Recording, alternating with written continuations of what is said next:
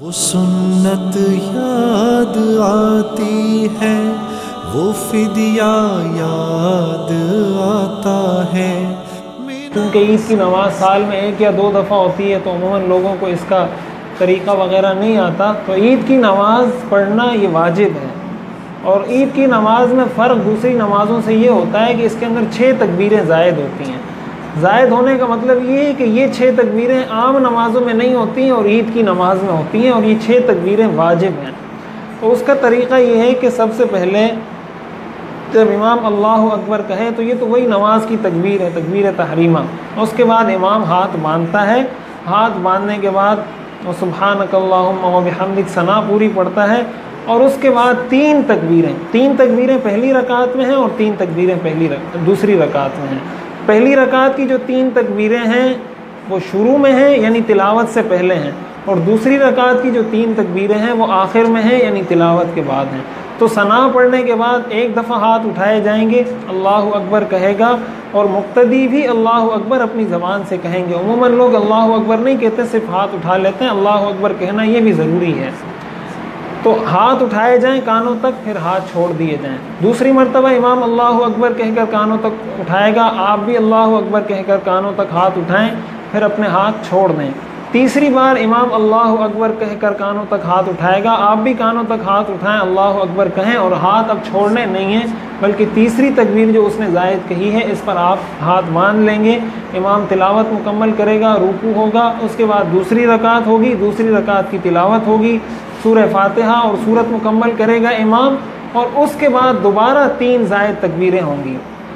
ان 3 زائد تکبیروں کا طریقہ کار بھی یہی ہے کہ پہلے امام اللہ اکبر کہہ کر کانوں تک ہاتھ اٹھائے تو آپ نے رکوع میں نہیں جانا، بلکہ آپ نے کانوں تک ہاتھ اٹھا کر ہاتھ چھوڑ دینے ہیں۔ دوسری مرتبہ اللہ اکبر کہا جائے گا تب بھی آپ نے ہاتھ کانوں تک اٹھا کر چھوڑ دینے ہیں۔ تیسری مرتبہ ہاتھ کانوں تک اٹھا کر اللہ اکبر کہے گا، آپ نے ہاتھ کانوں تک اٹھا کر چھوڑ دینے ہیں۔ چوتھی بار اب وہ دوبارہ اللہ اکبر جب امام کہے گا تو یہ تکبیر رکوع کی ہوگی۔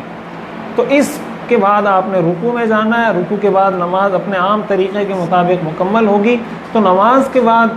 دعا کوئی کرنا چاہے تو نماز کے بعد دعا کی جا سکتی ہے، مستحب عمل ہے، لیکن خطبے کے بعد دعا کرنا یہ سنت سے ثابت نہیں ہے۔ لہٰذا اگر کوئی دعا کرنا چاہتا ہے اجتماعی دعا تو وہ کر سکتا ہے نماز کے بعد، لیکن خطبے کے بعد یہ دعا نہ کی جائے۔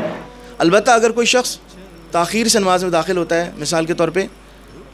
نماز کھڑی ہو چکی تھی اور جب وہ نماز میں شامل ہوا تو پہلی رکعت میں تکبیرات زائدہ وہ کہی جا چکی ہیں، تو وہ شخص جیسی نماز میں شامل ہوگا تو بغیر ہاتھ اٹھائے 3 مرتبہ وہ پہلے تکبیرات کہہ لے گا اور پھر نماز میں شامل رہے گا۔ اور اگر کوئی شخص ایسا ہے جو مثال کے طور پہ جب امام رکوع میں چلا گیا اس وقت وہ شامل ہوا، تو اس کے لیے حکم یہ ہے کہ اگر اس کو اس بات کا یقین ہے کہ وہ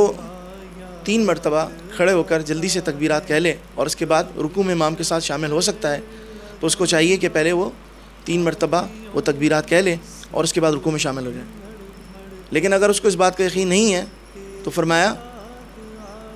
چونکہ اگر وہ رکوع نہیں پائے گا تو اس کی رکعت نکل جائے گی، تو اس لیے وہ فوراً رکوع میں چلے جائے اور رکوع میں ہی بغیر ہاتھ اٹھائے وہ 3 مرتبہ جو ہے وہ تکبیرات کہہ لے اور پھر رکوع کی تسبیحات مکمل کرے اور پھر امام کے ساتھ نماز مکمل کرے۔ البتہ کوئی شخص اگر ایسا ہے جس کی پہلی رکعت ہی پوری نکل گئی اور وہ دوسری رکعت میں امام کے ساتھ شامل ہوتا ہے، تو دوسری رکعت میں چونکہ پہلے تلاوت ہوتی ہے اس کے بعد تکبیرات کہی جاتی ہیں، تو وہ دوسری رکعت امام کے ساتھ پورا کر لیں اور پھر بعد میں امام کے سلام پھیرنے کے بعد جب وہ کھڑے ہو کر اپنی نماز کو پورا کرے گا تو اس میں پہلے وہ تلاوت کرے گا اور پھر آخر میں وہ تکبیرات کہے گا اور پھر رکوع کرے گا۔ تو یہ نماز عید کے حوالے سے احکامات ہیں، اور اس کے بعد پھر واپس گھر آئے گا اور گھر آنے کے بعد وہ اپنی قربانی کرے گا۔ باقی عید الاضحیٰ کے حوالے سے جو سنتیں ہیں ان سنتوں میں یہی بات بتلائی گئی ہے کہ گھر سے نکلنے سے پہلے وہ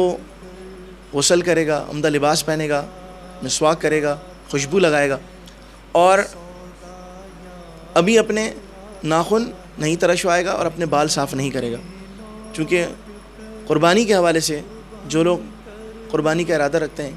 ان کے حوالے سے نبی کریم صلی اللہ علیہ وسلم صحیح مسلم کی حدیث ہے، اس میں فرمایا کہ جب تک وہ قربانی کے عمل سے فارغ نہیں ہوتا وہ اپنے ناخن اور بال وہ نہیں اتروائے گا۔ تو اس لیے بغیر ناخن اتروائے اور بال کٹوائے وہ انسان غسل کرے، خوشبو لگائے، عمدہ لباس پہنے اور جلدی مسجد آئے، اور عید الاضحیٰ کی نماز کے لیے آنے سے پہلے کھانا مسنون نہیں ہے، جبکہ عید الفطر کی نماز کے لیے آنے سے پہلے کوئی میٹھی چیز کھانا مسنون ہے۔ عید الاضحیٰ کے حوالے سے یہ ہے کہ انسان عید الاضحیٰ کی نماز پڑھنے کے بعد گھر جا کر جو پہلا ناشتہ کرے وہ اپنے قربانی سے کرے، چاہے اس کی کلیجی سے کرے، اس کی گوشت سے کرے۔ لیکن اگر مثال کے طور پہ خسائی نہیں مل پا رہا اور کافی تاخیر ہو رہی ہے اور انسان اس وقت بھوک پیاس کے عالم میں ہے، تو اس وقت انسان پھر کوئی بھی ناشتہ کر سکتا ہے۔ لیکن مسنون عمل یہ ہے کہ انسان اپنے جانور کی قربانی کی گوشت سے جو ہے وہ اپنے ناشتے کا آغاز کرے۔ بہرحال اسی طرح ایک سنت یہ بھی ہے کہ جس راستے سے جائے تو راستہ تبدیل کر کے دوسرے راستے سے آئے، اور اسی طرح جاتے ہوئے بلند آواز سے تکبیرات کہے۔ تو یہ عید الاضحیٰ کے حوالے سے احکامات ہیں۔ مینا میں لوٹ کر